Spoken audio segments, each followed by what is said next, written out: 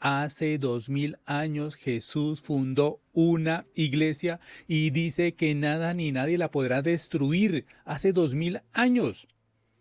Y mira ahí por si acaso les queda mucha duda. Y dice, y a ti te daré la llave del reino de los cielos. ¿A quién le está hablando? A Pedro. Y todo lo que atares en la tierra será atado en el cielo, y todo lo que desatares en la tierra será desatado en los cielos.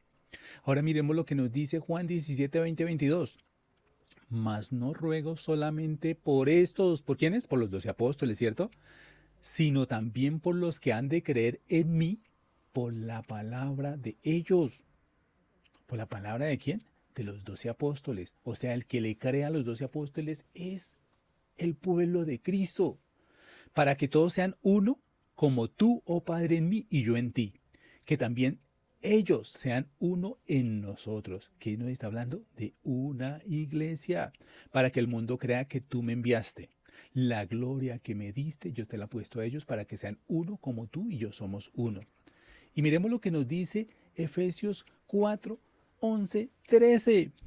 El mismo, escúchalo muy bien, el mismo, por si acaso les queda alguna duda, el mismo Jesús constituyó a unos apóstoles, a otros profetas, a otros evangelistas, a otros pastores y a otros maestros. ¿Para qué?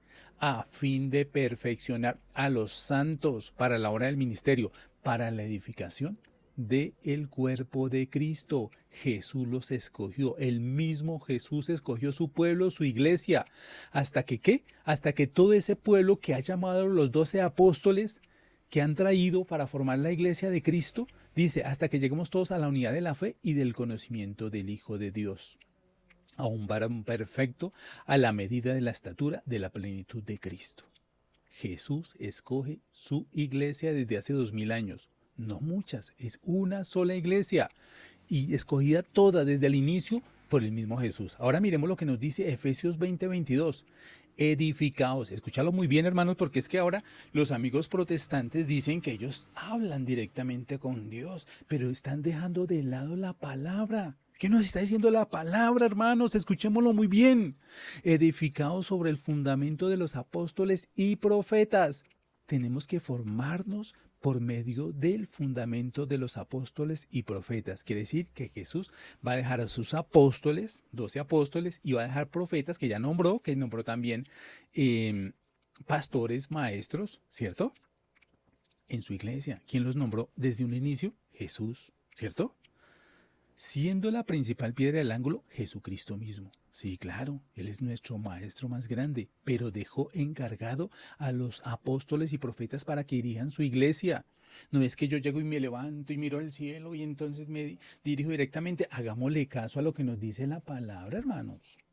Si nos dice que tenemos que ser edificados sobre los apóstoles y profetas, hermano, ¿qué tenemos que hacer? ¿Y quiénes son los apóstoles? Primer apóstol, Pedro, que lo dejó como cabeza, y desde ahí la Iglesia Católica ha venido en sucesión apostólica y nunca ha dejado de tener un solo apóstol que ha sido la cabeza, Pedro, y que han formado, es lo que nosotros llamamos en la Iglesia Católica los papas, el padre de la Iglesia, que fue como padre que lo dejó Jesús a Pedro, ¿cierto?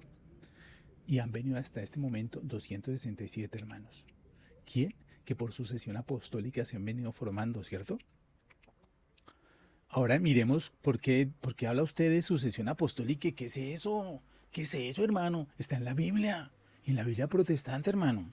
Seguramente tú nunca lo has visto. Mira lo que nos dice Hechos 1, del 15 al 25 nos dice, Pedro nombra al sucesor de Judas. ¿Quién lo nombró? Pedro. ¿Por qué? Porque Jesús lo dejó como cabeza de la iglesia y él es el que tiene la autoridad de formar la sucesión. ¿Qué quiere decir esto?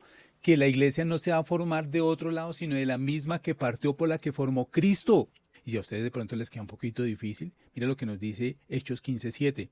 Después de mucha discusión, Pedro se levantó y dijo, varones, vosotros sabéis que hace ya un tiempo el mismo Dios escogió que los gentiles oyesen por la boca de ¿quién? De Pedro, la palabra del evangelio y creyesen. ¿Cierto? Hermano, está demostrado. ¿Qué podemos hacer? Si tú tienes un versículo o un capítulo donde me puedas decir que es que cualquiera puede formar su propia iglesia, me gustaría conocer.